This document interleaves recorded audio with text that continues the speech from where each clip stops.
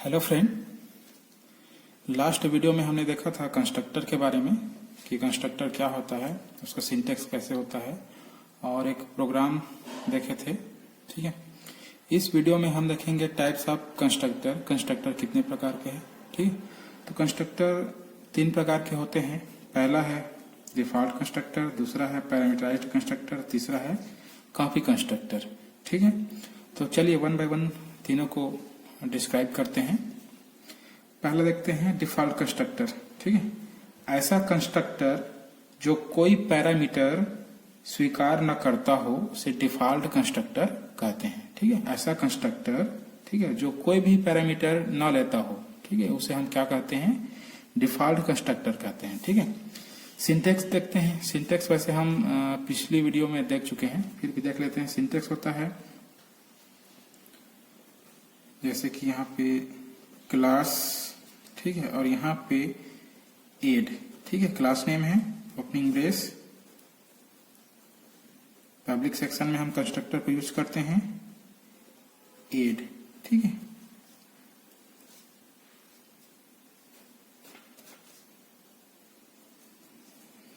ये आपका class complete. ठीक है, तो यहाँ पे एड क्या है, एड यहाँ पे डिफॉल्ट कंस्ट्रक्टर है। डिफॉल्ट कंस्ट्रक्टर, ठीक है, डिफॉल्ट कंस्ट्रक्टर इसलिए है क्योंकि यहाँ पे कोई भी ये पैरामीटर नहीं ले रहा है इसके अंदर में। ठीक है, तो इसलिए इसको हम क्या बोलते हैं, डिफॉल्ट कंस्ट्रक्टर कहते हैं। ठीक है, ओके। प्रोग्राम तो हम लास्ट वीडियो में देख चुके हैं। जो लास्ट वीडियो में मैं कंस्ट्रक्टर का एग्जांपल जो प्रोग्राम बताया था वही डिफॉल्ट कंस्ट्रक्टर का प्रोग्राम था। ठीक है, एक बार और देख लेते हैं उसी को, है ना। ये देखो लास्ट वीडियो में बनाया था कंस्ट्रक्टर का। यहाँ पे एड क्या है, डिफॉल्ट कंस्ट्रक्टर, क्योंकि यहाँ पे कोई भी पैरामीटर नहीं है, आर्गुमेंट नहीं है। ठीक है, तो इसको हम ले सकते हैं डिफॉल्ट कंस्ट्रक्टर के एग्जाम्पल के रूप में, प्रोग्राम के रूप में। ठीक है, चलिए, जो डिफॉल्ट कंस्ट्रक्टर का जो एट्रीब्यूट है ना, वो कंस्ट्रक्टर के एट्रीब्यूट के ही समान है। मतलब ये पब्लिक सेक्शन में डिक्लेयर किए जाते हैं। ऑब्जेक्ट के निर्माण होने पर ऑटोमेटिक कार्यान्वित होने चाहिए। ठीक है, और कंस्ट्रक्टर कभी भी कोई वैल्यू रिटर्न नहीं करते हैं ना, और ये इनहेरिट नहीं होती। ये सारे गुण इसके भी हैं डिफॉल्ट कंस्ट्रक्टर के। ठीक है, चलिए आगे देखते हैं। दूसरा है parameterised constructor.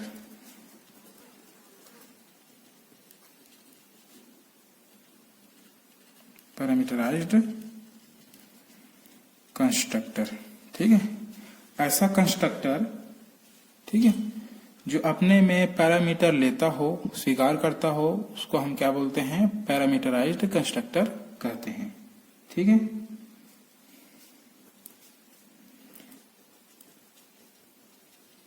constructor that accept parameters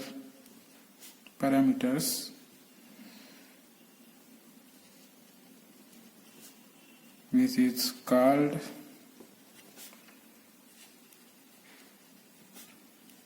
parameterized constructor। ठीक है, सिंटैक्स देख लेते हैं इसका। सिंटैक्स पैरामीटराइज्ड कंस्ट्रक्टर का, तो ऊपर में रहता है क्लास, ठीक है, और जैसे मान लो ये क्लास नेम है इंटीजर, ठीक है, ओपनिंग ब्रेस, पब्लिक सेक्शन में, ठीक है, और यहाँ पे इंटीजर और इंट ओपनिंग ब्रेस, और ये इसका कोड है, ब्लॉक ऑफ स्टेटमेंट या फिर ब्लॉक ऑफ कोड कर सकते हैं। ठीक है, और ये आपका क्लास यहाँ पे क्लोज। ठीक, तो ये सिंटैक्स है पैरामीटराइज्ड कंस्ट्रक्टर का। ठीक है, ये कहने का मतलब ये है, ये कंस्ट्रक्टर अपने में पैरामीटर ले सकता है। ठीक है, इसलिए इसको हम बोलते हैं पैरामीटराइज्ड कंस्ट्रक्टर। ठीक है, चलिए अब इसके लिए एक प्रोग्राम बना के देखते हैं। ओके, चलिए बनाते हैं प्रोग्राम। ऊपर में रहता है header file, has include iostream .h, second header file has include conio.h, फिर क्लास। ठीक है, मैं यहाँ पे ले लेता हूँ फिर से, जैसे कि एड। ठीक है, ओपनिंग ब्रेस। पब्लिक सेक्शन में मैं प्राइवेट सेक्शन में मैं ले लेता हूँ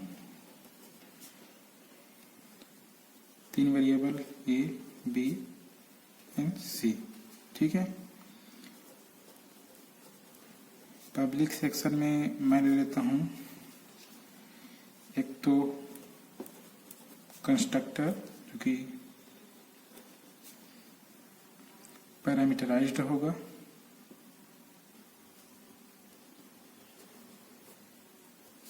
और दूसरा ले लेता हूँ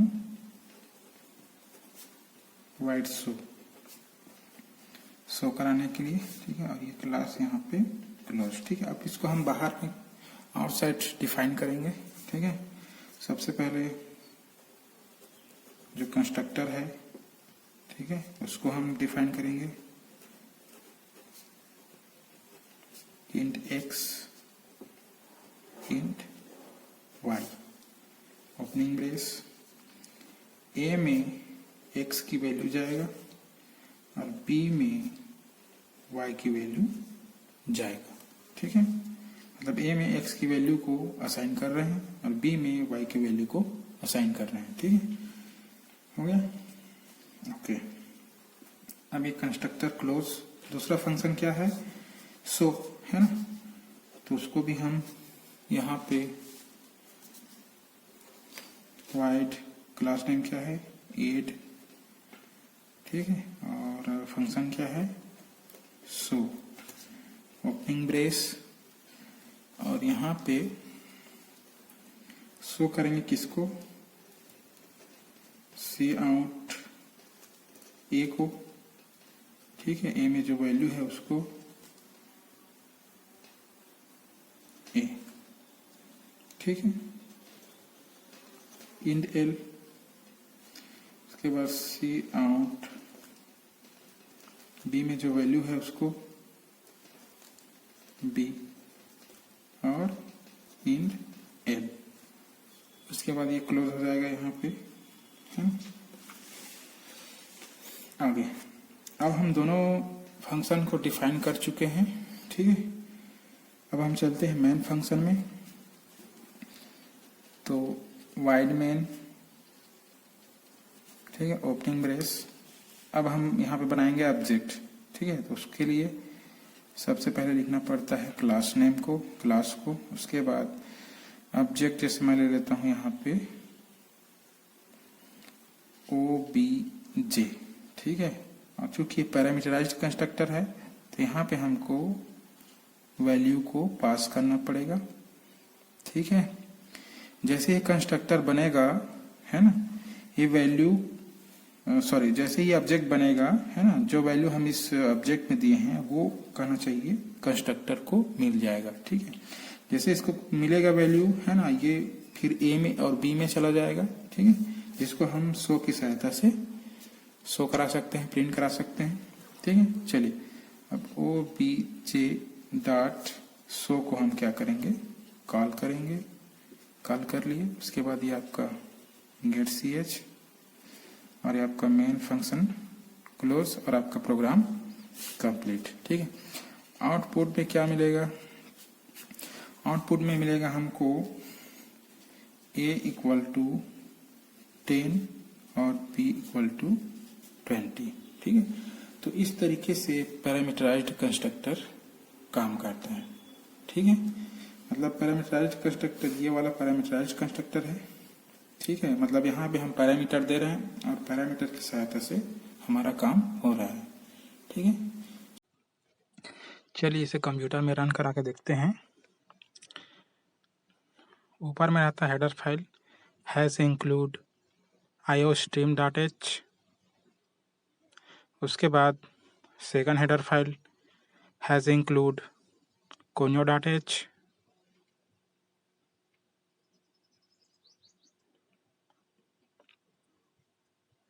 उसके बाद क्लास, और हम यहाँ क्लास नेम में लेते हैं add opening brace, private member हम लेते हैं यहाँ पे ए बी, उसके बाद पब्लिक एरिया में हम लेते हैं एड, जो कि पैरामीटराइज्ड कंस्ट्रक्टर है, ठीक है, जिसमें 2 पैरामीटर हम ले रहे हैं इंटीजर टाइप का, इंट और इंट। उसके बाद वाइड शो, जो कि मेंबर फंक्शन है। चलिए अब इसको हम आउटसाइड डिफाइन करते हैं। Class name, scope resolution operator, फिर constructor name int x int y, opening brace,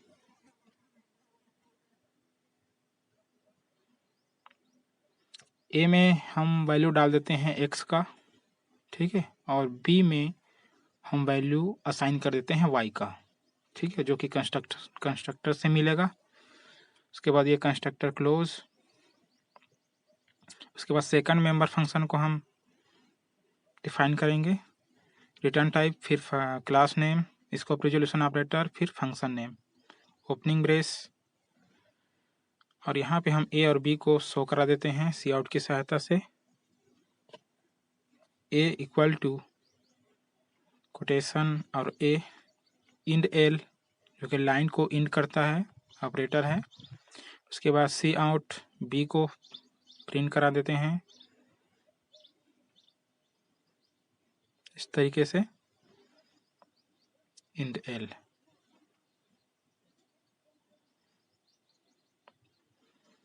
उसके बाद यहाँ पे मेन फंक्शन हम स्टार्ट करते हैं,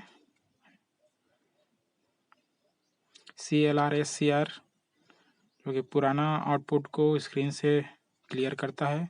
अब यहाँ पे ऑब्जेक्ट बनाएंगे, उसके लिए क्लास नेम, क्लास है हमारा एड,